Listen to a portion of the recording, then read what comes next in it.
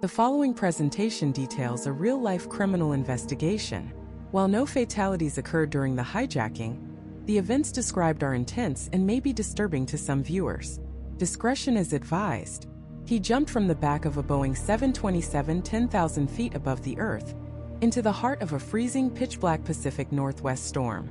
Strapped to his body was a bag containing $200,000. The wind chill was 70 degrees below zero. He was wearing a business suit, a trench coat, and loafers. He was completely alone, falling into a vast, unforgiving wilderness. And then he vanished. He was never seen again. His body was never found. The money, except for a few $1,000s that washed up on a riverbank years later, was never recovered. For over 50 years, the FBI has chased this ghost. They've investigated more than 1,000 suspects, analyzed every scrap of evidence, and followed countless dead-end leads. It remains the only unsolved case of air piracy in the history of the United States. It's a crime so audacious, so perfectly executed, it feels more like a legend than a true story. But it is true. And it all began with one quiet, unassuming man who bought a one-way ticket to Seattle under the name Dan Cooper. But the world would soon come to know him by a different name. A name born from a media mistake that would become immortal: D.B. Cooper. The question that has haunted investigators and obsessed a nation for half a century isn't just what happened to him. The real question is, did he get away with it? Did one man manage to pull off the perfect crime, defeat the full might of the FBI, and disappear into American folklore forever? To find the answer, we have to go back to the day before Thanksgiving, 1971. It's Wednesday, November 24th. The air is crisp, and Americans are getting ready for the holiday. At Portland International Airport in Oregon, the atmosphere is routine. Travelers rush to their gates, announcements echo through the terminal, and the ground crew prepares Northwest Orient Airlines Flight 305 for its short, 30-minute hop to Seattle, Washington. Amidst the holiday bustle, a man walks up to the Northwest Orient ticket counter. He's in his mid-40s, about 6 feet tall, with a receding hairline. He's dressed conservatively in a dark business suit, a white collared shirt, and a black tie, all neatly pressed. Over his arm he carries a black trench coat. In his hand, a dark attaché case. He looks like any other businessman on his way to a meeting. Nothing about him stands out. He is utterly and deliberately forgettable. He approaches the counter and purchases a one-way ticket to Seattle. The price is $20. He pays with cash from a roll of bills in his pocket. When asked for his name, he replies in a calm, low voice, "Dan Cooper." The name means nothing to the ticket agent. It means nothing to anyone. It's a name plucked from thin air, a mask for the man who is about to hold a commercial airliner hostage. With his ticket in hand, Dan Cooper walks towards the gate. He passes through security, a far simpler process in 1971, and boards the Boeing 727. He finds his assigned seat 18C in the rear of the aircraft. He settles in, places his briefcase on the empty seat beside him, and orders a bourbon and soda from a flight attendant. He even pays for the drink and tells her to keep the change. He is polite. He is calm. He is a predator hiding in plain sight. The plane takes off on schedule at 2:50 p.m. It climbs into the gray, overcast sky, carrying 36 passengers and a crew of 6. Most of the passengers are settling in for the quick flight, reading newspapers or looking out the window at the dense clouds. They are completely unaware that their lives are about to be irrevocably altered. A few minutes after takeoff, as the plane levels out, Cooper signals to a 23-year-old flight attendant named Florence Schaffner. He hands her a folded piece of paper. In the busy environment of a flight attendants are often handed phone numbers or business cards by male passengers. Schaffner, assuming this is just another flirtatious advance, simply smiles and slips the note, unread, into her purse. Cooper leans closer. His voice is still low, still calm, but now carries an unmistakable edge of command. "Miss," he says, "you'd better look at that note. I have a bomb." Florence Schaffner's blood runs cold. She discreetly pulls the note from her purse. The words, written in neat, all-capital letters with a felt-tip pen, are terrifyingly clear. They inform her that he possesses a bomb in his briefcase and that he wants her to sit next to him. She looks at the man, at his impassive face, and then at the briefcase. Her training kicks in. She does exactly as he says, taking the seat beside him. He quietly asks her to look inside the briefcase. She hesitates, her heart pounding. He opens it just enough for her to see inside. She sees a mess of wires, a large battery, and 8 red cylinders. It looks exactly like a bomb. Whether it was real or a convincing fake didn't matter. In that moment, for everyone on board that plane, it was the most real thing in the world. Cooper then closes the briefcase and calmly states his demands. He wants $200,000 in unmarked $20 bills. He wants 4 parachutes, 2 primary civilian-issue parachutes and 2 reserve chutes. And he wants a fuel truck standing by in Seattle to refuel the aircraft upon arrival. He is specific. He is knowledgeable. He is not a man making this up as he goes along. He has a plan. Schaffner takes the demands to the cockpit. The captain, William Scott, immediately radios air traffic control, relaying the hijacker's message. The message shoots up the chain of command to the airline, to local police, to the FBI. On the ground, a frantic, high-stakes operation spins into motion. The president of Northwest Orient Airlines, Donald Nyrop, makes the decision to cooperate fully. The passengers' lives are paramount. The money can be replaced. But back on the plane, something strange is happening. Or rather, something strange is not happening. There is no panic. There is no shouting.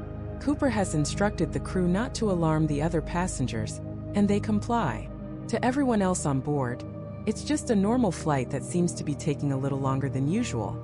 The captain announces over the intercom that they are experiencing a minor mechanical issue and will need to circle Seattle for a while before landing. It's a plausible lie, and the passengers accept it. For the next 2 hours, Flight 305 circles Puget Sound. As the FBI scrambles to gather the cash and the parachutes, Dan Cooper sits in his seat, sipping another bourbon and soda. He remains eerily calm. He chats with the flight attendants not about the hijacking but about the landscape below. He points out the city of Tacoma as they fly over it. His demeanor is so relaxed, so disarmingly normal, that the crew later described him not as a monster, but as thoughtful and even kind. He insisted that the crew be fed, and he tried to pay for their meals. This is the first great paradox of D.B. Cooper. He was a man committing a federal crime, threatening to blow a plane out of the sky, yet he was a perfect gentleman. This wasn't a crazed fanatic. This was a professional. He knew the exact capabilities of a 727. He knew it could fly at low speeds without stalling. He knew the rear air stair could be lowered in flight. He was a man who had done his homework. The FBI on the ground was dealing with a cool, calculated opponent, an enigma. As the sun began to set, casting long shadows over the water below, the plane continued its endless circles. The passengers grew restless, but remained oblivious to the true danger. The only people who knew the truth were the crew, the man in seat 18C, and a growing army of law enforcement on the ground. The money was being gathered. The parachutes were being located. The fate of everyone on board rested in the hands of a man with no history, no identity, and a bomb in his briefcase. The first phase of his incredible plan was complete. Now he just had to wait. And so he waited. On board Flight 305, a strange, surreal calm settled over the cabin. The other 35 passengers had no idea they were pawns in an audacious sky-high heist. They were told the plane was circling due to a minor mechanical difficulty, requiring them to burn off fuel before landing in Seattle. They read magazines, chatted quietly, oblivious to the fact that just a few rows behind them, a man in a dark suit was holding their lives and the fate of the airline in his hands. Flight attendant Florence Schaffner sat on the jump seat next to him, the designated messenger between Cooper and the cockpit. She described his demeanor as unervingly calm. He wasn't agitated. He wasn't aggressive. He was polite, even thoughtful. He ordered a second bourbon and soda, paid for it, and insisted she keep the change. He even offered to request meals for the flight crew, concerned they might miss their dinner during the delay.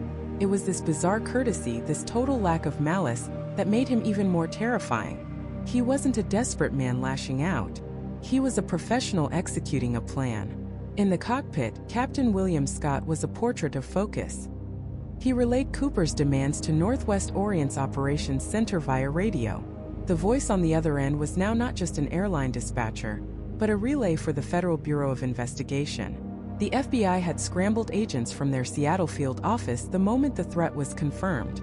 The hijacking of a commercial airliner was one of the most serious federal crimes imaginable. Special agent in charge of the Seattle office, John Williams, took command of the ground operation. The situation was delicate.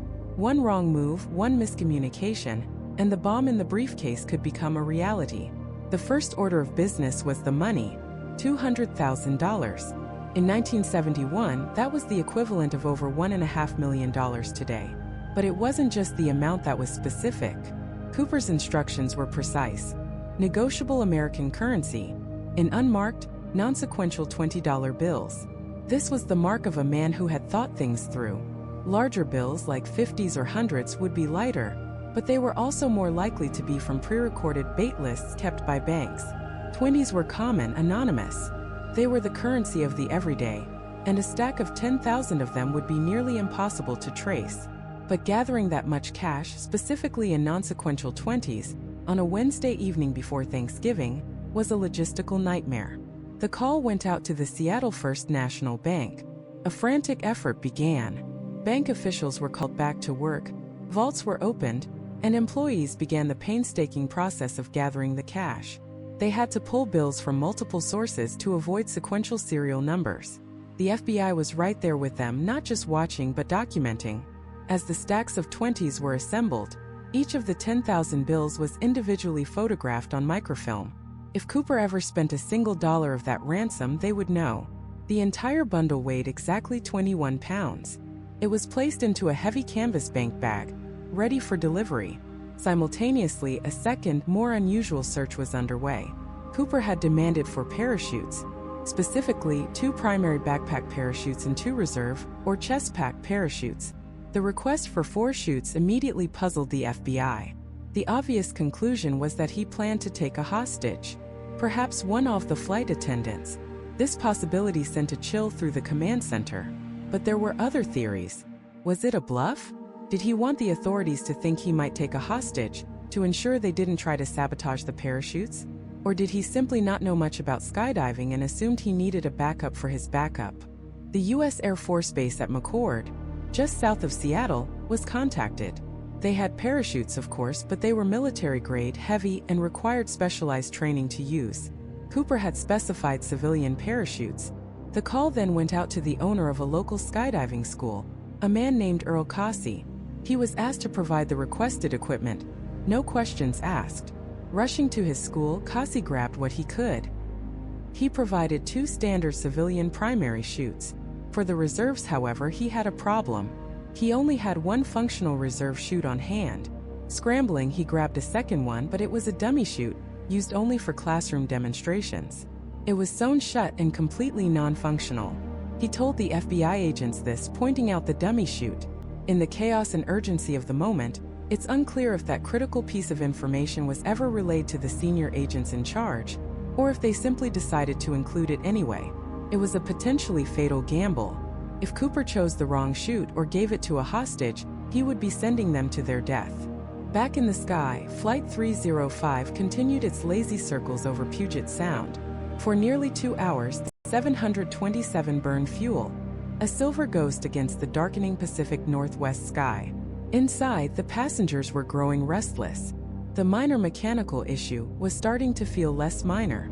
But in the back, Dan Cooper was patient. He conversed quietly with Florence Schaffner, pointing out landmarks below as they circled.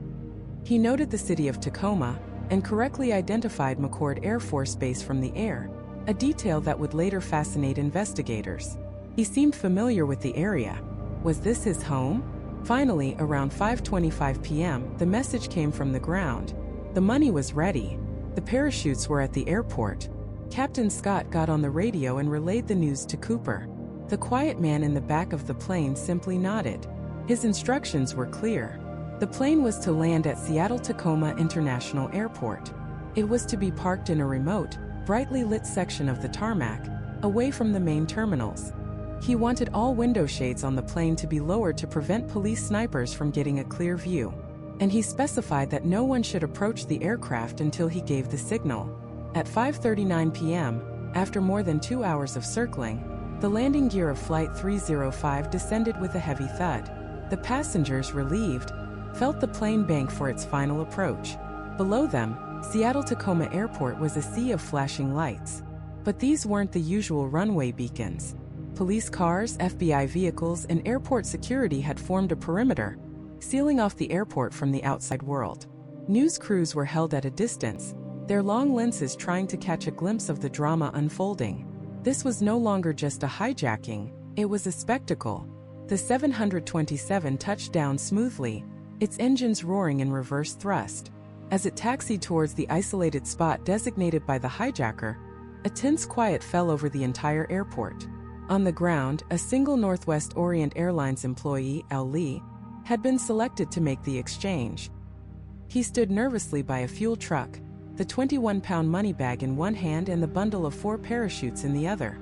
He was unarmed, ordinary, and about to walk into the most dangerous situation of his life. Inside the plane, Cooper gave his final instructions for the exchange. He wanted the 36 passengers to be released, along with flight attendant Florence Schaffner. The rest of the crew, Captain Scott, the first officer, the flight engineer, and senior flight attendant Tina Mucklow, were to remain on board. He was trading the passengers for the ransom. It was a calculated move, releasing the leverage that guaranteed his safety, but also removing the complexities of managing a plane full of fearful people. The plane's engines spooled down, the forward cabin door was opened, and the mobile staircase was rolled into position. The passengers finally told the truth about the situation, disembarked quickly and quietly, their faces a mixture of confusion and fear. Florence Schaffner followed them down the stairs, her ordeal over. Now it was just Dan Cooper, his ransom, and his captive flight crew. The first part of his plan had been executed to perfection. He had the money, he had the parachutes, he had the plane. But he wasn't in Mexico. He was sitting on a cold, wet tarmac in Seattle, surrounded by the FBI. And what he demanded next would prove that this incredible heist was only just beginning. His demand was simple, almost insultingly so after the hours of high-stakes tension. He wanted the plane refueled. Completely. To the brim. For the FBI agents shivering on the tarmac, peering through binoculars, this was baffling. Why refuel a plane that was already grounded, surrounded, with nowhere to go? It felt like a stall tactic, a desperate man buying time. But Dan Cooper wasn't stalling. He was dictating the next move in a game only he understood. Inside the cabin, the atmosphere was electric. The passengers, for the most part, were still blissfully unaware of the bomb in the briefcase or the gravity of their situation. They were just annoyed, delayed, tired of sitting on a runway in Seattle. They grumbled about missed connections and cold coffee. But for the flight attendants, especially Tina Mucklow, who was now Cooper's primary point of contact, every tick of the clock was a lifetime. Cooper remained preternaturally calm. He sipped his bourbon and soda, occasionally pointing out the window at the swarm of police and federal agents. He seemed almost amused by it all, like a director watching his own movie unfold. The exchange was arranged. A single Northwest Orient employee would bring the money and the parachutes to the plane. In return, Cooper would release all 36 passengers and one of the flight attendants, Florence Schaffner. The FBI had scrambled to meet his demands. The $200,000 was a logistical nightmare. It was Thanksgiving Eve. Banks were closed. Agents had to rouse bank managers from their homes, demanding they open vaults to gather the cash. They were instructed to get $20 bills, specifically unmarked, and they had to photograph every single one, 10,000 individual bills. It was a frantic, desperate effort to create a paper trail, to give themselves some way of tracking this ghost once he had the money. Meanwhile, at McCord Air Force Base, military personnel were searching for the parachutes. Cooper had been specific: 2 primary back chutes and 2 reserve chest chutes. He was a man who knew his equipment. The problem was, the only parachutes they could find on such short notice were training chutes.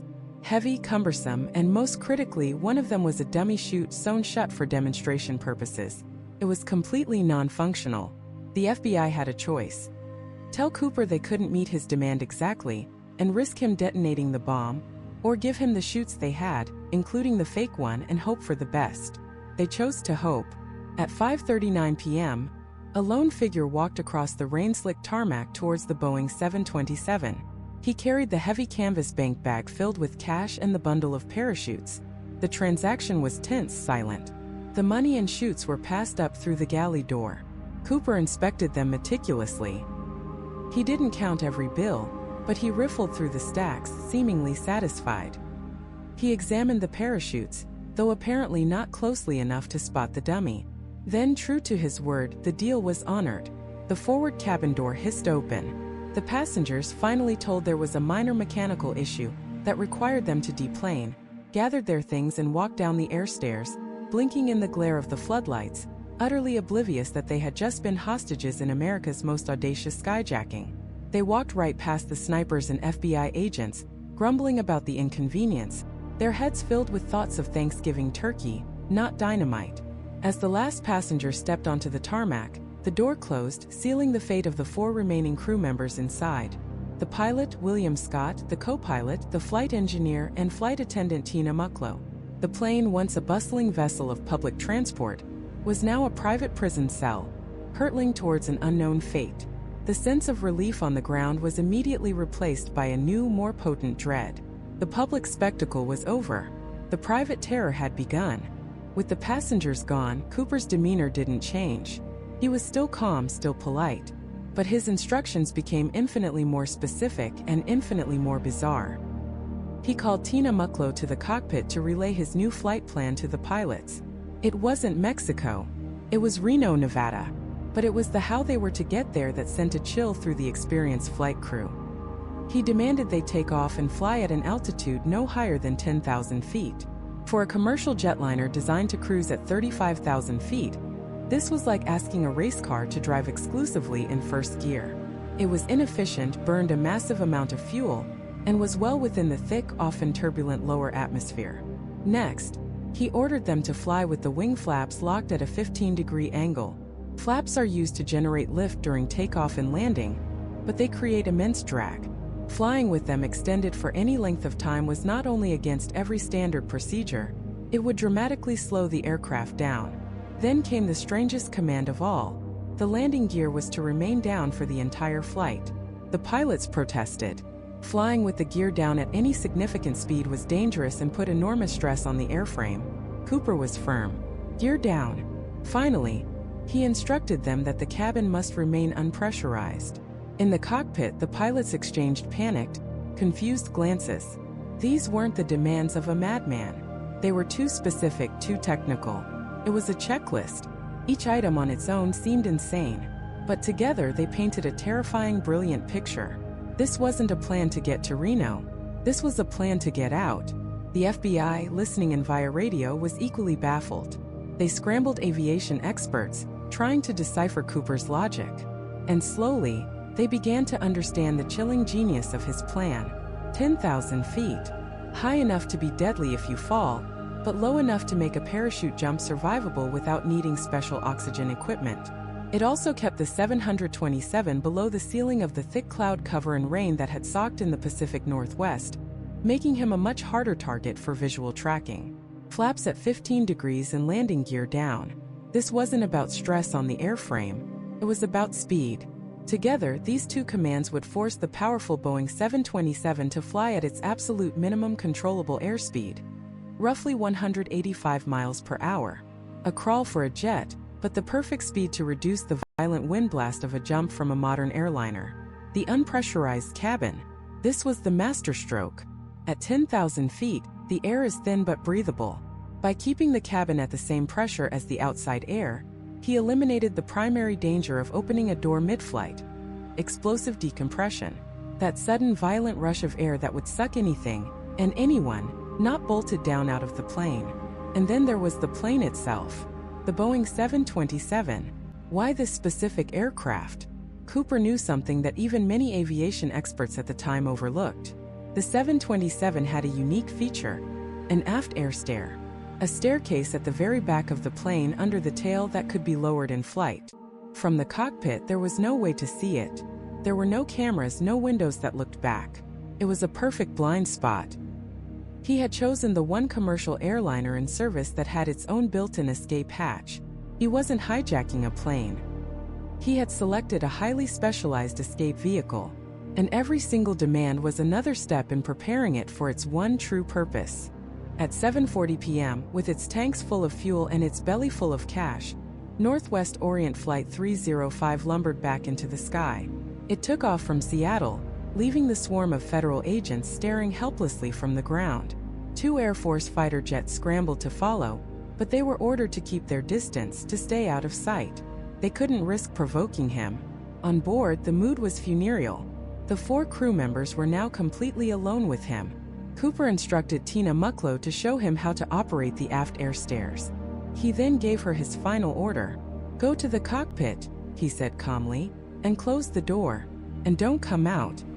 As she turned to leave, she caught her last glimpse of the man known as Dan Cooper. He was busy methodically tying something around his waist. It looked like the cord from the parachute bag, securing the sack of money to his body. The quiet, polite passenger was gone. In his place was a man preparing for a leap into a freezing, storm-tossed night. A leap into history itself. Tina Mucklow closed the cockpit door, and a single quiet click of the latch separated the crew from the hijacker, and the known from the great, terrifying unknown. Inside the cockpit of Flight 305, the world shrank to the size of a few glowing instruments and the rain-streaked windows. For Captain William Scott, co-pilot Bill Radizak, and flight engineer H.E. Anderson, the hijacker known as Dan Cooper ceased to be a person. He was now a ghost in their machine, a malevolent presence they could feel but no longer see. They were flying a 727, a powerful and sophisticated jet, but they were not in control. They were merely following the instructions of the Phantom in the back. At exactly 7:40 p.m., the Boeing 727, now with only 5 souls aboard, rumbled down the runway at Seattle-Tacoma Airport and lifted off into the tempest. The destination was Reno, Nevada, but the route was anything but direct. Cooper had been precise. Fly south-southeast along Federal Airway Victor 23. But it was the how that turned the flight into a white-knuckle ordeal for the crew. He demanded they fly at an altitude of just 10,000 feet. For a jetliner designed to cruise efficiently above 30,000 feet, this was like forcing a racehorse to walk a tightrope. At that low altitude, the air is thick and turbulent, especially in a storm. But that wasn't all. He ordered them to keep the landing gear down. The 3 sets of wheels, meant only for takeoff and landing, now hung in the slipstream, creating immense drag like a parachute permanently deployed. And then, the most dangerous instruction of all, extend the wing flaps to a 15-degree angle. Flaps are used to generate extra lift at slow speeds. But flying with them extended for a long period of time puts enormous stress on the wings and makes the aircraft sluggish and difficult to handle. The combination of these 3 commands, low altitude, gear down, flaps at 15 degrees, forced the 727 into a precarious nose-high attitude, shuddering through the sky at a speed barely over 170 miles per hour. This was just above the plane's stall speed. A little slower, a little more turbulence, and the wings would lose their lift, sending the 90-ton aircraft tumbling out of the sky. Captain Scott, a veteran pilot with thousands of hours of experience, had to use every ounce of his skill just to keep the plane flying straight and level. He was essentially wrestling a bucking bronco through a hurricane, all while a man with a bomb sat just a few dozen feet behind him. Meanwhile, the United States Air Force was not sitting idle. 2 F-106 Delta Dart fighter jets had been scrambled from McChord Air Force Base. These were supersonic interceptors, the fastest and most advanced of their day, designed to shoot down Soviet bombers. But against Cooper's hijacked 727, they were almost useless. The F-100SXS couldn't see the airliner. The storm clouds were too thick, the night too dark. Their powerful radar was designed to pick up high-flying targets, not a slow-moving plane hugging the terrain. More importantly, they couldn't even fly slow enough to stay behind the 727.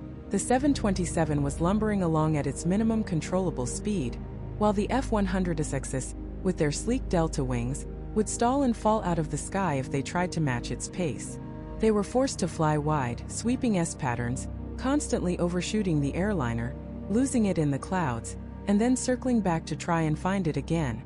From the ground, no one could see them. In the sky, they were blind.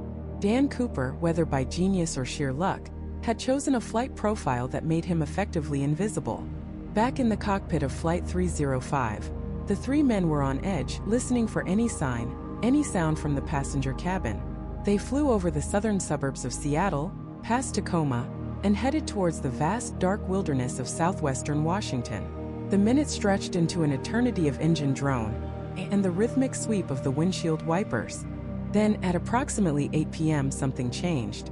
A small, almost unnoticeable warning light flickered on the instrument panel. It was the light that indicated the aft air stair. The staircase at the tail of the 727 had been activated. A moment later, the crew felt a subtle but distinct change in cabin pressure. It was a slight bump, a shift in the air, the kind of feeling you get when a door is opened in a moving car.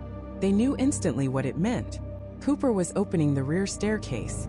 In the middle of a storm, at 10,000 feet, Captain Scott got on the intercom. His voice was calm, professional, betraying none of the shock he must have felt. "Is there anything we can do for you?" he asked the empty cabin. There was no reply, only the howl of the wind.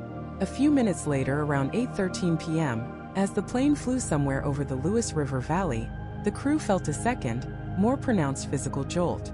The tail of the aircraft suddenly oscillated, a quick up and down movement.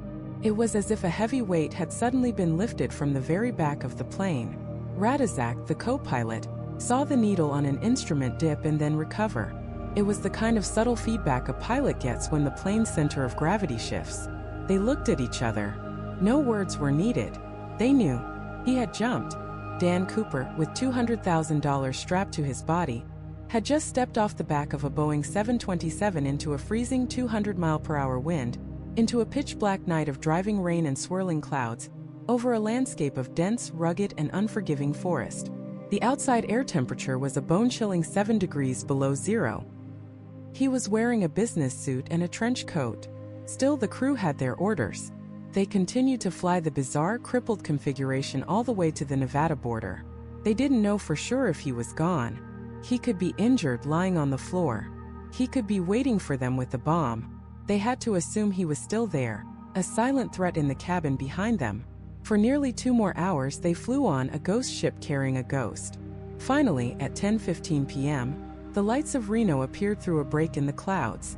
Captain Scott expertly guided the wounded bird down, the landing gear already in place, and touched down smoothly on the runway. He taxied the plane to a remote, brightly lit corner of the airfield, shut down the engines and waited.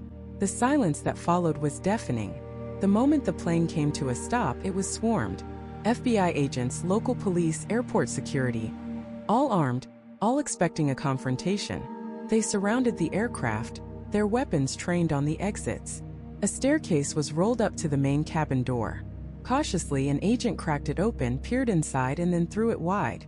They stormed the plane, moving quickly, checking under seats, in the lavatories, in the overhead bins. The cabin was empty. It was pristine, almost sterile, except for the lingering smell of cigarette smoke. They moved to the back, to the aft air stair. It was still down, locked in its extended position, swaying gently in the Nevada night. Of Dan Cooper there was no trace. He was simply gone. But he had left things behind. On seat 18E, they found his black clip-on tie. On the floor, 8 Raleigh cigarette butts. And most curiously of all, in the seat next to where he had sat were 2 parachutes. The main parachute he had rejected, and one of the reserve parachutes. He had jumped with only 2 of the 4 parachutes he'd been given. Why leave the others? Did he know something about them? Was it a message? The FBI agent stood in the empty cabin of the 727, the reality of the situation slowly dawning on them. Their quarry wasn't in Reno. He wasn't on the plane. He was somewhere in the vast, dark expanse of the Pacific Northwest. He had vanished, not into thin air, but into the wilderness. And now they had to go find him. The greatest manhunt in American history was about to begin. The moment Flight 305 touched down safely in Reno, a different kind of storm was brewing on the ground. The FBI, local law enforcement, even the military, a massive sprawling machine of federal power, roared to life. But they were facing an unprecedented problem. Their target wasn't in a building or a getaway car. Their target was a ghost, somewhere in a 10,000 square mile patch of the most unforgiving wilderness in North America. Imagine you're an FBI agent on November 25, 1971. The sun is coming up. You're standing at a command post, a map spread out on the hood of a Jeep. The air is cold, wet, and smells of pine and damp earth. You're looking at a map of southwest Washington state, a chaotic scribble of mountains, canyons, and rivers. And your boss tells you to go find one man somewhere in that. The search area was a nightmare. This wasn't a park with neat trails. This was the Cascade Mountains in late fall, a dense, triple canopy forest where sunlight barely touches the ground. A landscape of ravines, cliffs, and freezing, fast-moving rivers. The ground was a treacherous soup of mud, fallen logs, and thorny underbrush. And to make it all worse, a storm was rolling in. Freezing rain and low-lying clouds were about to blanket the entire region, making any kind of aerial search impossible. They were looking for a man in a business suit, carrying a briefcase full of money, in a wilderness that could swallow a whole army without a trace. But first they had to figure out where to even start looking. How do you pinpoint a man's location when he jumped from a 727 flying at 10,000 feet at night in a storm? Sounds impossible. But the FBI had a few crucial clues. The pilots of the 727, William Scott and Bill Radizak, had reported a distinct upward bump in the tail section of the plane around 8:13 p.m. It was a subtle but significant change in air pressure, the kind of thing that happens when a large object like a man exits the aircraft through the aft stairs. Using this exact time, investigators could plot the plane's position on a map. They cross-referenced it with the flight path data and wind speed information provided by the Air Force jets that were tailing the airliner. They drew a line, calculated the drift, and created a search perimeter. The most probable jump zone was a rugged, heavily forested area just north of the Lewis River in Clark and Cowlitz counties, Washington. A remote, sparsely populated patch of wilderness dominated by logging roads and the imposing shadow of Mount St. Helens. They had their haystack. Now they just had to find the needle. The ground search began almost immediately. More than 300 soldiers from the 3rd Armored Cavalry Regiment at Fort Lewis were trucked in. These were young men, many of them Vietnam veterans trained for combat. But this was a different kind of war. It was a war against the terrain. They formed long skirmish lines, spaced just feet apart, and began the painstaking process of combing the forest floor. They moved slowly, methodically through the muck and the rain. Every fallen log was checked. Every dense thicket of ferns was pushed aside. They were looking for anything. A piece of a parachute, a stray $20 bill, a shoe, or a body. Local police, sheriff's deputies, and civilian volunteers joined the effort. Helicopters and spotter planes flew overhead whenever the weather cleared, their pilots scanning the endless sea of green for any sign of a white parachute canopy. But the clouds were relentless, the rain was constant, and the forest canopy was so thick that you could be standing 10 feet from a downed parachute and never see it from the air. As the days turned into a week, the grim reality of the task set in. The searchers were cold, wet, and exhausted. They found deer carcasses, old moonshine stills, and illegal trash dumps. But of D.B. Cooper, there was not a single solitary trace. It was as if the earth had opened up and swallowed him whole.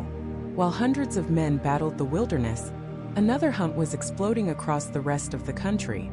The story of the skyjacking hit the newspapers and television screens, and it became an instant national obsession. This wasn't just another crime story. It had all the elements of a Hollywood movie. A mysterious, calm villain, a daring mid-air heist, and a vanishing act that defied belief. And then came the name. The hijacker had bought his ticket under the name Dan Cooper. In the initial media frenzy, a reporter trying to chase down a lead called the Portland Police Department. He asked if they had any suspects. A weary officer, likely confusing the hijacker with a local man who had a minor police record, mentioned a name he'd been looking into. A man named D.B. Cooper. The reporter ran with it. The wire services picked it up. And just like that, a legend was born.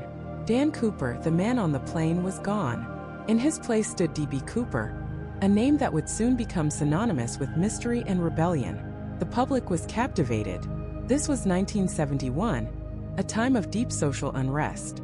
The Vietnam War was raging, trust in the government was at an all-time low, and many people felt powerless against the system. And then along comes this guy, a man in a suit and tie who, with nothing but a calm voice and a supposed bomb, took on a major airline and the United States government and won. He didn't hurt anyone. He was polite, and then he disappeared like a ghost.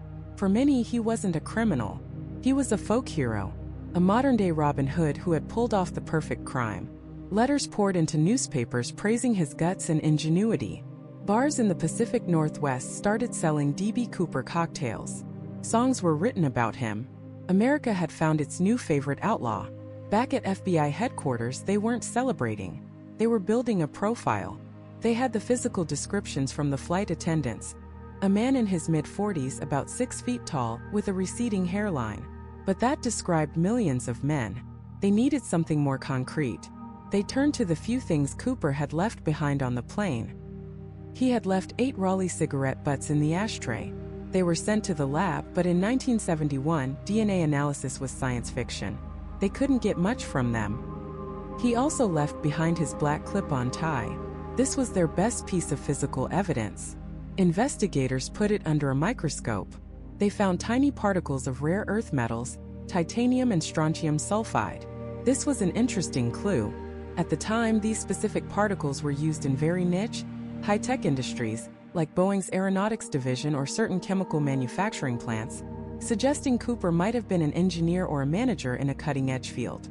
The tie itself was a cheap JCPenney brand. A strange contradiction. A man potentially working in a high-tech job, wearing a common, inexpensive tie. The puzzle was only getting deeper. For 18 days, the ground search continued. The soldiers trudged on, but hope was fading. The weather worsened, with snow beginning to fall in the higher elevations.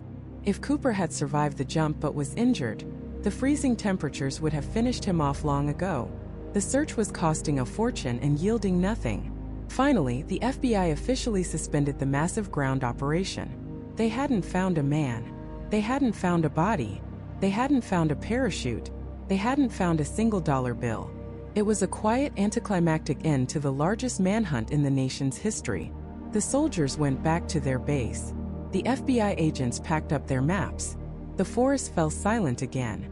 To the public, it looked like a stunning victory for the lone skyjacker. He had done it.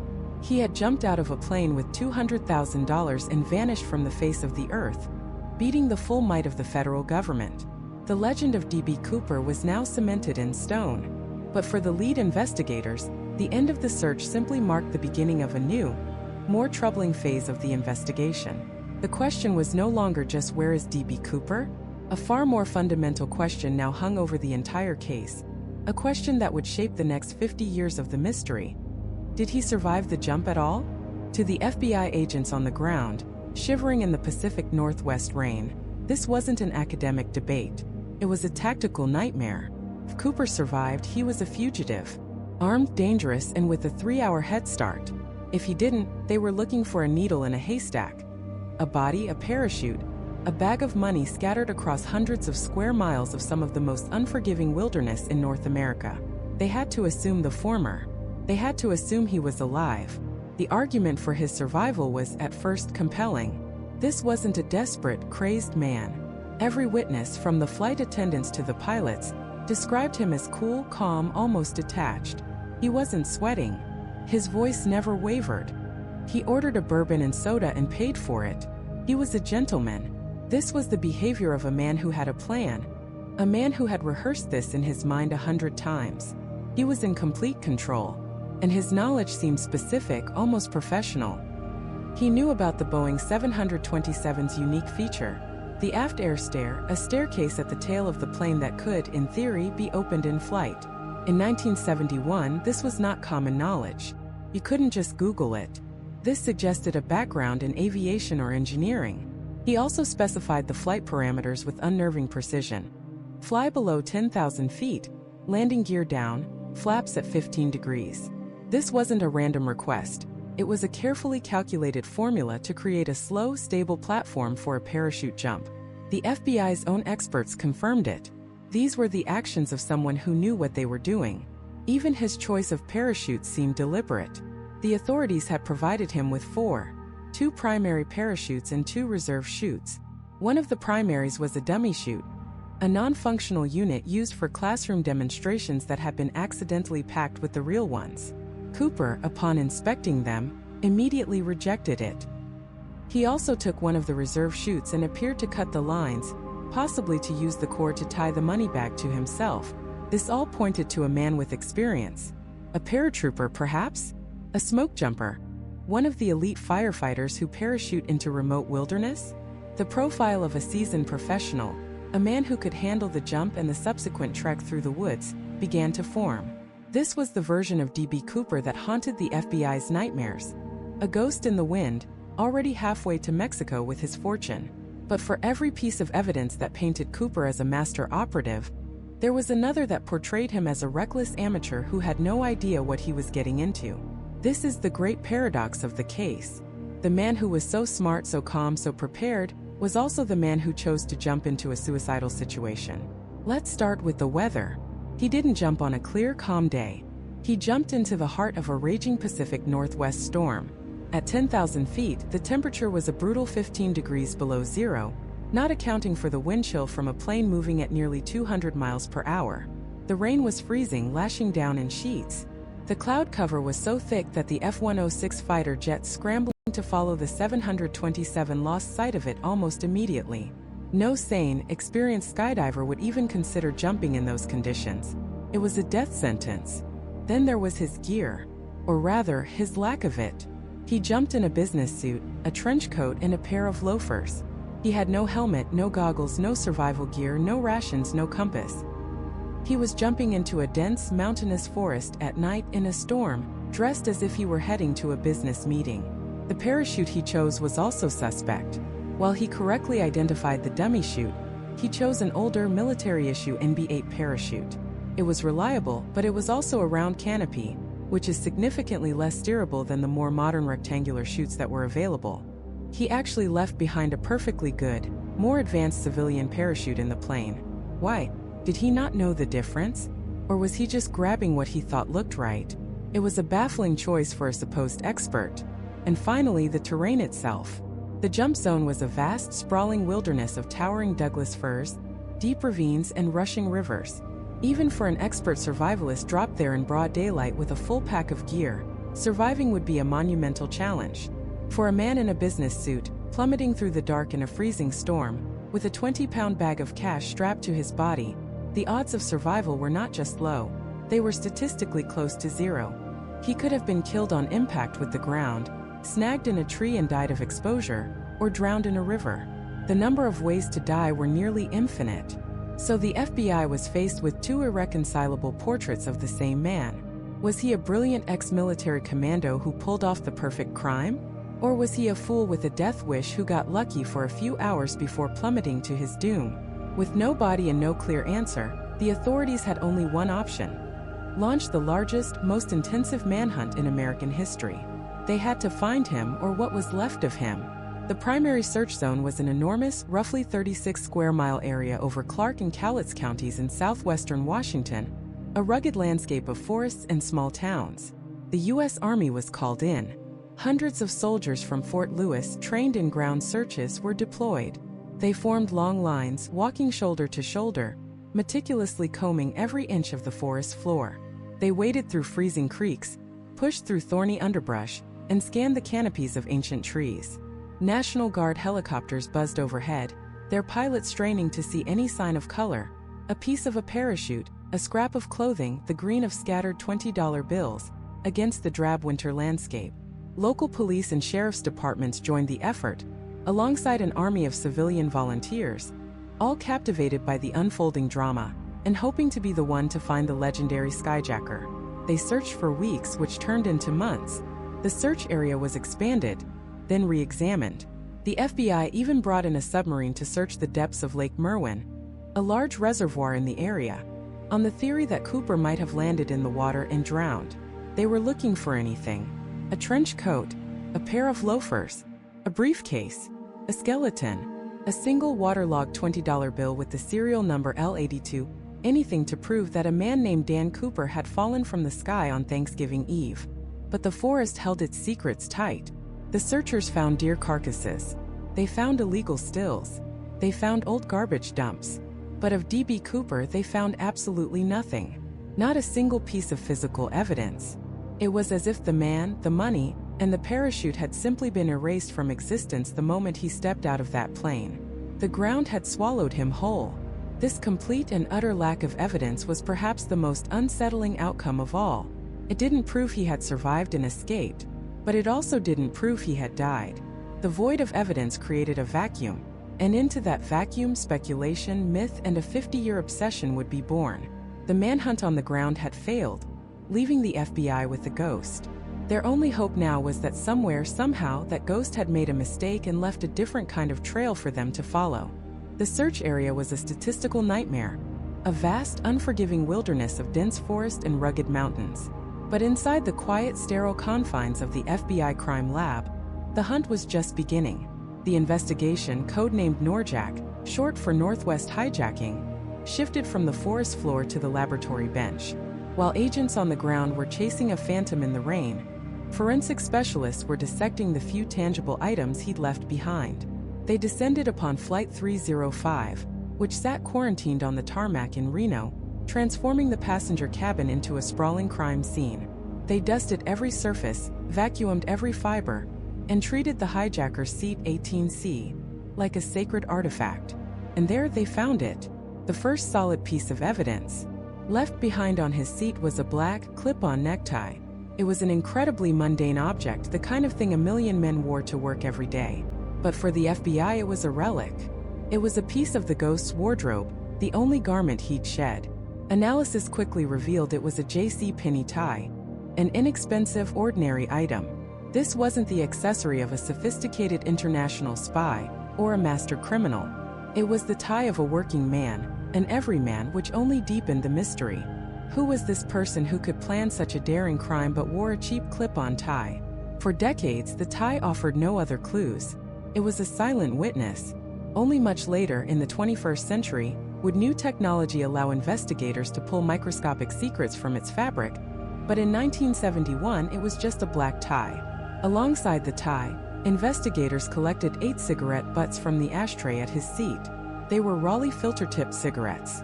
This gave them a brand, a preference, a small detail about the man's habits.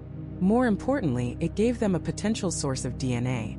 But the science of 1971 was a world away from what it is today. They couldn't generate a unique genetic fingerprint. The best they could hope for was saliva, which could potentially reveal a blood type. It was a long shot, a microscopic breadcrumb trail that, for the time being, led nowhere. The most frustrating part of the cabin search was the lack of fingerprints. Cooper had been methodical. He'd touched glasses, magazines, the seat back in front of him, but the prints they managed to lift were either smudged and unusable, or they belonged to the flight attendants or previous passengers. He had been careful, conscious of what he left behind. He had even made sure to take the original handwritten ransom note back from Florence Schaffner, a move of incredible foresight in a high-stress situation. He had left one note with Tina Mucklow, but it too yielded nothing. The man was disciplined. He operated with a chilling calmness that suggested he had thought this through, that he had a plan not just for getting off the plane, but for disappearing afterward. With physical evidence providing few immediate answers, the FBI turned to the human element. They needed a face to go with the phantom. They conducted extensive interviews with the crew, especially the 2 women who had spent the most time with him, Florence Schaffner and Tina Mucklow. They described a man in his mid-40s, around 6 feet tall, with a calm demeanor and no discernible accent. He was polite, almost gentlemanly, never raising his voice. He ordered a bourbon and soda, paid for it, and even tried to give Tina the change. These weren't the actions of a desperate, violent criminal. This was someone in complete control. From these detailed descriptions, an FBI artist created the now iconic composite sketches. 2 main versions were circulated. One, known as the Florence sketch, shows a man with a longer, more gaunt face wearing the dark glasses. The other, the Tina sketch, depicts a man with a fuller face, a wider jaw, and a slightly different hairstyle. These faces were plastered in post offices, police stations, and on television screens across the nation. The face of Dan Cooper became one of the most famous wanted faces in American history. The problem, as any law enforcement officer will tell you, is that eyewitness memory is notoriously fallible, especially under extreme stress. The crew of Flight 305 had a bomb at their backs. The face they remembered might have been a composite of fear, adrenaline, and the actual features of the man. The sketches gave the public a face to look for, but they may have also sent thousands of amateur sleuths and police officers chasing a ghost that never even looked like that to begin with. The name itself, Dan Cooper, was another dead end. The FBI was almost certain it was an alias. They ran the name through every database they had. They did find a man named D.B. Cooper in Oregon with a minor police record, but he was quickly located and cleared. It was in a rush to meet a press deadline that a reporter mistakenly referred to the suspect as D.B. Cooper, and the name stuck, forever cementing a clerical error into the legend. But where did the alias Dan Cooper come from? One tantalizing theory emerged.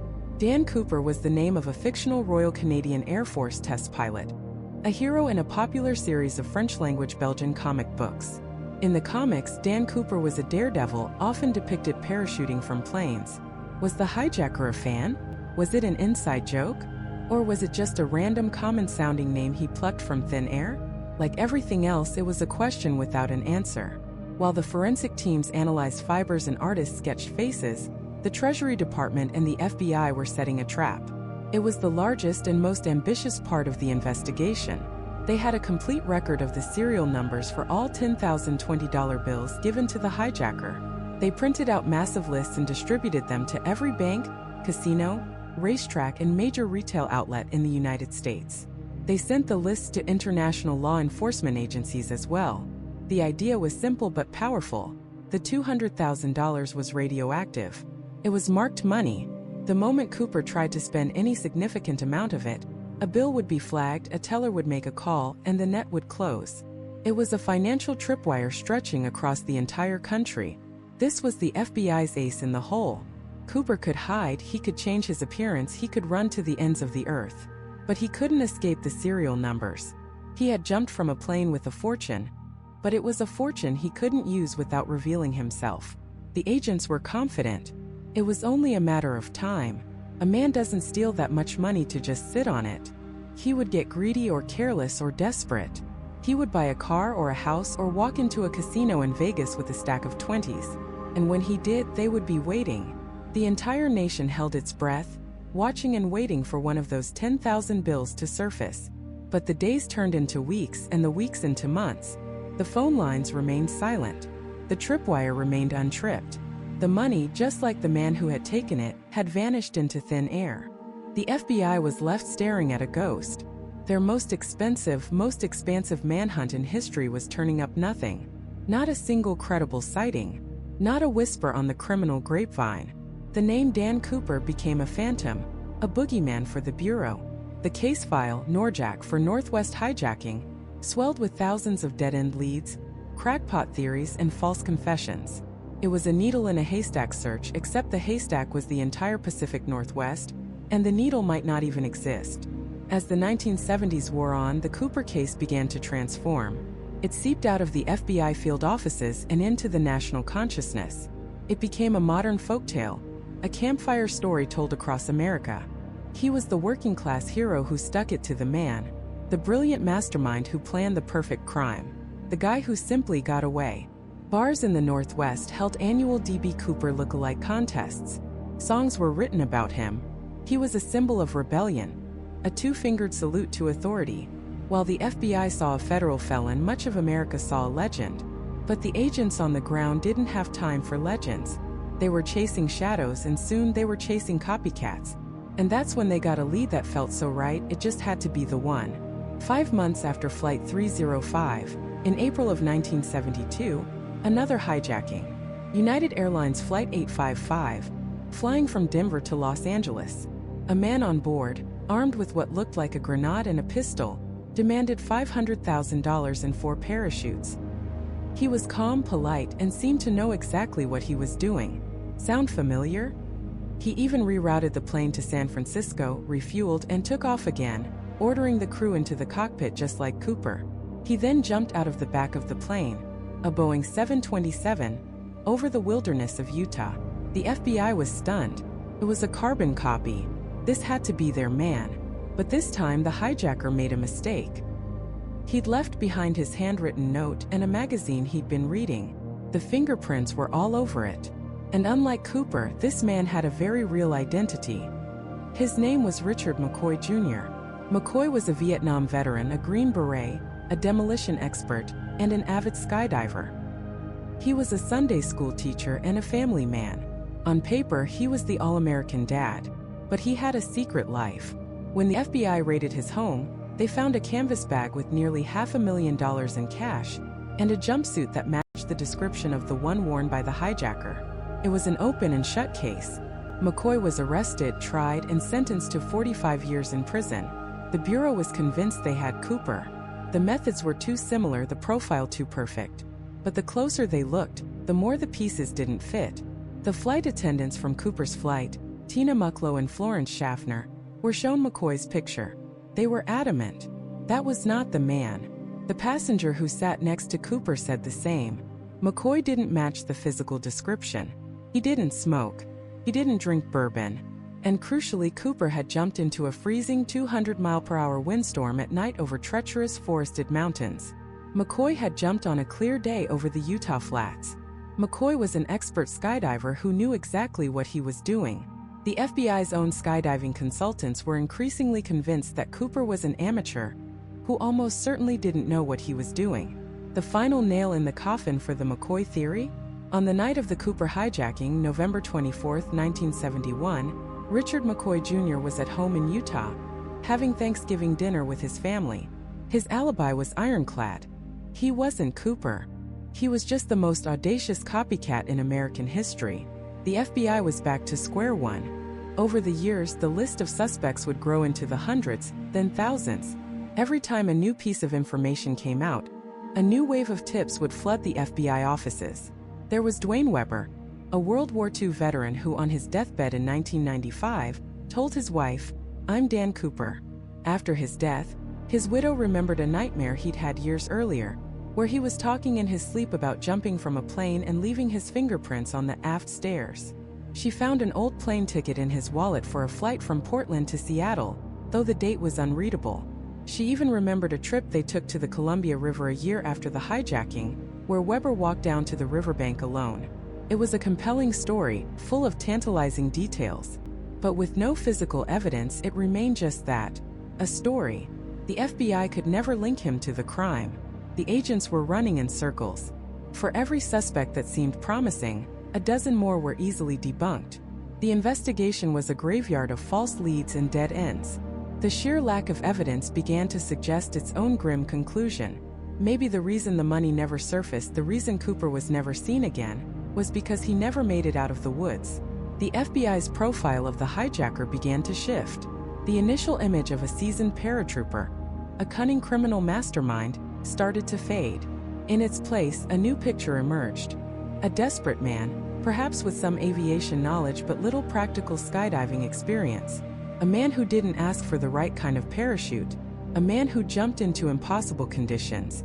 A man who likely had no idea that the 727's rear staircase would buck violently upwards upon exit, a phenomenon that could easily incapacitate an unprepared jumper. The new theory was simple and brutal. D.B. Cooper died on impact. His body, his parachute, and his money were scattered somewhere in the vast, unforgiving wilderness of southwestern Washington state, swallowed by the forest, never to be found. It was a logical, if unsatisfying, explanation. It explained the silence. It explained the lack of evidence. It explained everything. For years, this became the prevailing theory. The case grew cold, a file gathering dust in a forgotten cabinet. The legend lived on, but the investigation was effectively dead. Until February 10, 1980, nearly a decade after Flight 305 vanished from radar. An 8-year-old boy named Brian Ingram was on a family vacation, camping along the Columbia River at a sandy stretch known as Tenabar, just a few miles downstream from where Cooper was thought to have jumped. He was digging in the sand at the water's edge, trying to build a campfire pit for his family, clearing away debris and smooth river stones. His fingers raked through the wet, coarse sand, and they hit something else. Something different. It felt like paper, but it was mushy, bound together. He pulled it out. It was 3 packets of money, utterly decomposed. The rubber bands that held them together were still intact, but the bills themselves were rotting, fused into brick-like clumps. He yelled for his dad. They looked at the bundles, peeling back the top layers. They could just make out the face of Andrew Jackson. They were $20 bills. First, they didn't think much of it. Maybe someone had lost their wallet, but there was so much of it. Later that day, They heard a news report about the anniversary of the D.B. Cooper hijacking, and a light bulb went off. They contacted the local police, who in turn contacted the FBI. The call sent a shockwave through the bureau. After 9 years of absolute, deafening silence, could this be it? The packets were rushed to the FBI crime lab in Washington, D.C. Technicians painstakingly separated the fragile, waterlogged bills under microscopes. They dried them, treated them, and began the tedious process of checking the serial numbers. They pulled out the old Norjack file.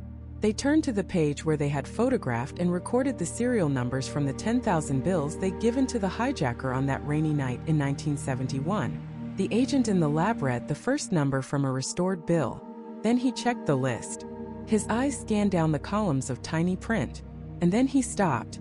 He checked it again. And a third time. There was no mistake. It was a match. The phone call from the FBI lab in Washington, D.C. to the field office in Seattle was the one they had been waiting 9 years to receive. For nearly a decade, the D.B. Cooper case had been a ghost story, a file gathering dust, a national legend with no new leads. Now, in an instant, it was the hottest case in the country again. The single matching serial number confirmed that the muddy, decaying bricks of cash found by a little boy on a riverbank were not a hoax. They were part of the ransom. Cooper's money had finally surfaced. The story of its discovery was almost as improbable as the hijacking itself. On February 10, 1980, 8-year-old Brian Ingram was on a family camping trip along the Columbia River, about 20 miles southwest of Portland, Oregon.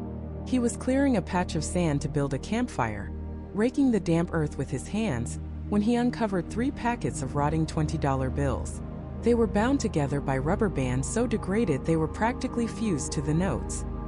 His family, initially skeptical, turned them over to the police, who in turn notified the FBI. The location was baffling. The sandbar, known to locals as Tennebar, was miles downstream and significantly west of the flight path.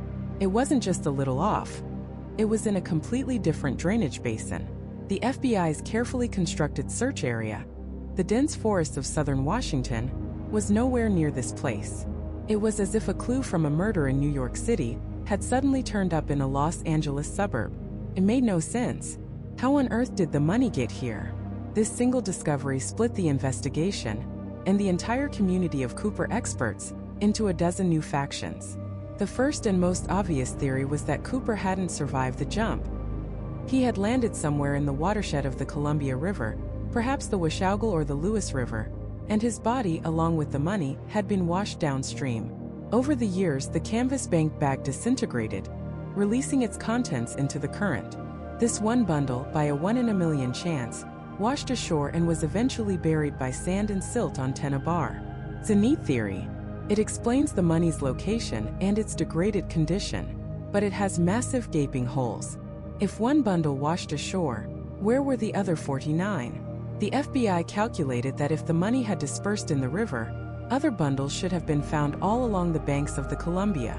They weren't. Not a single other bill has ever been found. Furthermore, hydrologists pointed out that Tennebar is a depositional sandbar. Things wash up on it. They don't get buried deep within it by river currents alone. Brian Ingram had to dig to find the cash. And then there were the rubber bands. Experts argued that if the packets had tumbled down a turbulent river for miles, the rubber bands would have been ripped off almost immediately. Yet here they were, still holding the packets together. This led to theory number 2. Cooper survived and buried the money. Perhaps he landed near the river, injured and desperate. He knew he couldn't carry all that cash, so he buried a small portion of it at Tennebar, intending to come back for it later. Maybe he died of his injuries shortly after, leaving a small hidden treasure map with no one to read it. This theory accounts for the money being buried and for the fact that only a small portion was found. But again, the logic crumbles under scrutiny. Why would he go to the trouble of burying just under $6,000, a tiny fraction of the total, in a random flood-prone sandbar? And if he was well enough to bury it, why wasn't he well enough to get to a road and disappear? The condition of the bills themselves provided another puzzle. Microscopic analysis revealed that the packets had not been in the water for 9 years straight. The bills were stuck together in a way that suggested they had been dry for a period, then wet, then dry again. They hadn't simply been sitting at the bottom of a river. This unique pattern of decay led to a third, more complex theory. In 1974, 6 years before the money was found, the Army Corps of Engineers conducted a massive dredging operation on the Columbia River to deepen the shipping channel. They scooped up millions of tons of sand and silt from the riverbed and piped it onto the surrounding banks, including Tennebar. The new theory proposed that Cooper's money bag had been sitting at the bottom of the Columbia River since 1971. The dredging machine sucked it up, tore it apart, and spat this one bundle out onto Tennebar, where it was instantly buried under tons of fresh sand. This would explain everything: the location, far from the flight path, the buried depth, the unique decomposition of the bills, which had been sitting in the low-oxygen environment of the riverbed for 3 years before being exposed to the air and rain on the sandbar. For the FBI, the dredging theory became the most plausible explanation. It fit the physical evidence far better than any other scenario. It painted a picture of a hijacker who likely perished on impact or drowned in the frigid waters of a Pacific Northwest river, his ill-gotten gains sinking to the bottom, only to be churned up by industrial machinery years later. A tragic, pathetic end for a criminal mastermind. It was a clean, simple conclusion. But the case of D.B. Cooper is never clean or simple, because if the dredging theory is true, it means the rest of the money, and likely Cooper's remains, were also sucked up from the riverbed. They would have been deposited somewhere along the dredged banks. The FBI launched one of the most intensive searches in its history. Agents, aided by Army personnel, descended on Tennebar. They dug trenches, sifted sand, and used metal detectors, meticulously excavating the area where Brian Ingram had found his treasure. They were convinced they were standing on Cooper's watery grave. Day after day they dug. The media watched, broadcasting the search to a captivated nation. Everyone held their breath, waiting for the moment they would find a bone, a piece of a parachute, another bundle of cash. And while the FBI dug, a new drama unfolded for the Ingram family. Who owned the money? Brian had found it. The government wanted it as evidence. The airline's insurance company, which had paid out the ransom claim, argued it was legally their property. The story of the 8-year-old boy versus the FBI and a massive insurance corporation became a national sideshow. In the end, after years of legal wrangling, a court decided that Brian Ingram could keep about half of the money that was found, roughly $3,000. The rest was kept by the FBI as permanent evidence. He used some of it to buy a video game console and a dirt bike, but the fairy tale treasure hunt didn't have a storybook ending. The brief flash of fame brought unwanted attention and complications to his family. The phantom treasure had become a very real burden. Back on Tennebar, the FBI's massive search continued. They expanded their grid, bringing in more equipment, more manpower. They were certain the answer was right there, buried just a few feet beneath their boots. The discovery of the money was the first real crack in the case in 9 years. It was physical, tangible proof. It had to lead somewhere. It had to mean something. After weeks of backbreaking work, turning over acres of sand and mud under the gray Oregon sky, the lead agent in charge of the excavation finally called it off. The search was over. They had sifted through tons of earth, chasing the ghost of D.B. Cooper down to the bedrock of the riverbank itself. And after all that time, all that money, and all that renewed hope, they had found nothing. Not another bill. Not a scrap of clothing. Not a single shred of the parachute. Absolutely nothing at all. The only clue in 9 years had led them to a forensic dead end, leaving them with more questions, more confusion, and more mystery than when they had started. The money, it seemed, was not a clue. It was a taunt. For the FBI, it was a slap in the face. A bundle of rotting cash, appearing as if by magic, only to deepen the shadows surrounding their phantom. With no physical evidence, no body, and no credible leads, the investigation was left with the one thing it had in abundance: suspects. A gallery of ghosts, each a potential face for the man known only as Dan Cooper. One of the most compelling for a time was a man named Richard McCoy Jr. Just 5 months after Cooper's leap, McCoy, a Vietnam veteran and skydiving instructor, hijacked a United Airlines flight. His demands were eerily similar: $500,000 and 4 parachutes. He even used a fake grenade and a note to communicate his intentions. After receiving the money, he jumped from the rear stairs of a Boeing 727 over Utah. The parallels were so striking, so brazen, that many believed the FBI had found their man. McCoy was captured 2 days later, a feat made possible because he'd made a crucial mistake. He'd left his handwritten hijacking notes behind. When convicted, he never admitted to being D.B. Cooper. To him, the two crimes were entirely separate. In 1974, McCoy escaped from prison but was killed in a shootout with law enforcement. Was he Cooper testing his methods a second time? Or was he simply a copycat? Inspired by a crime that had captured the nation's imagination, the FBI officially ruled him out, citing differences in physical description and technique. But for many, the question of Richard McCoy lingers. Then there are the stories that emerge from the quiet corners of family history, whispered secrets that only see the light of day decades later. In 2011, a woman named Marla Cooper came forward with a stunning claim. She believed her late uncle, L.D. Cooper, was the hijacker. She recalled her uncle, a logger from Oregon, showing up for Thanksgiving in 1971, the day after the hijacking, battered, bruised, and with a mysterious injury. She remembered him and her other uncle whispering about money, planning something. LD was a Korean War veteran, a man who fit the physical description, and crucially had a deep familiarity with the forests of the Pacific Northwest.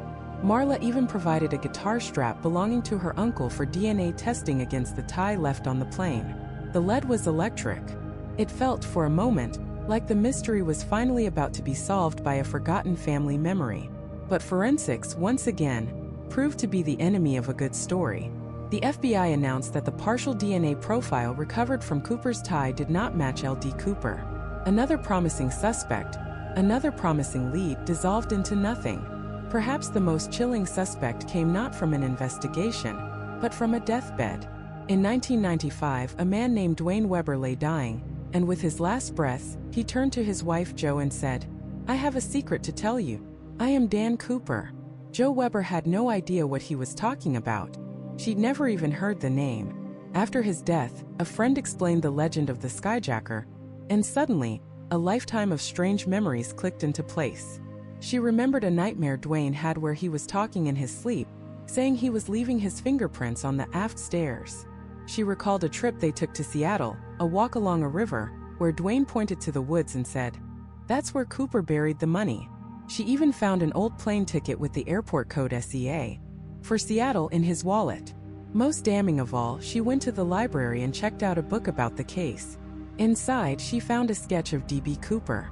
And in the margins, in her late husband's handwriting, were notes and corrections. The FBI looked into it, but ultimately concluded he didn't match the physical descriptions provided by the flight attendants.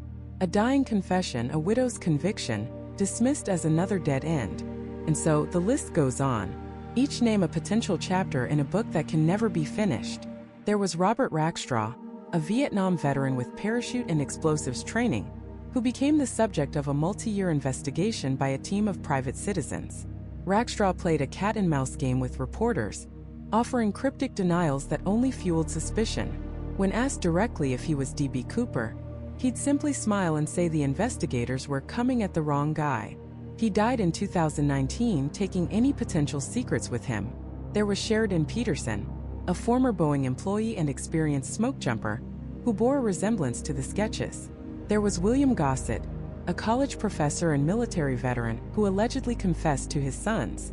The list is a testament not to the FBI's diligence, but to the power of the Cooper myth. He became a blank slate onto which countless stories could be projected. Anyone with a mysterious past, a military background, and a penchant for secrets could be D.B. Cooper. For 45 years, the FBI kept the case file open. It was one of the longest, most exhaustive, and most expensive investigations in American history. They investigated over 1,000 serious suspects.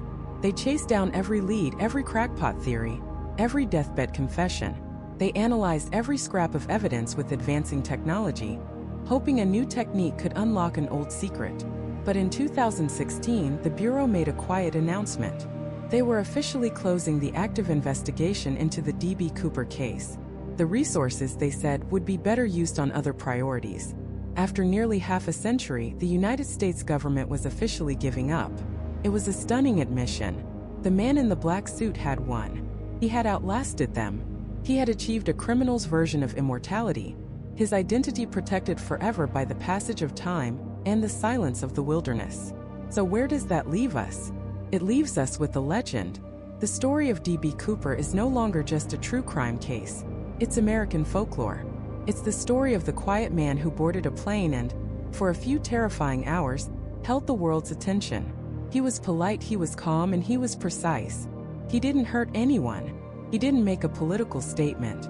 He just wanted the money. And then, with a step out into a freezing, rain-swept night, he achieved what so many dream of. He escaped. He beat the system. He took on the full might of the federal government and vanished without a trace. In the end, only two possibilities remain, each as compelling as the other. The first is the one we all want to believe. That D.B. Cooper, whoever he was, landed safely that night.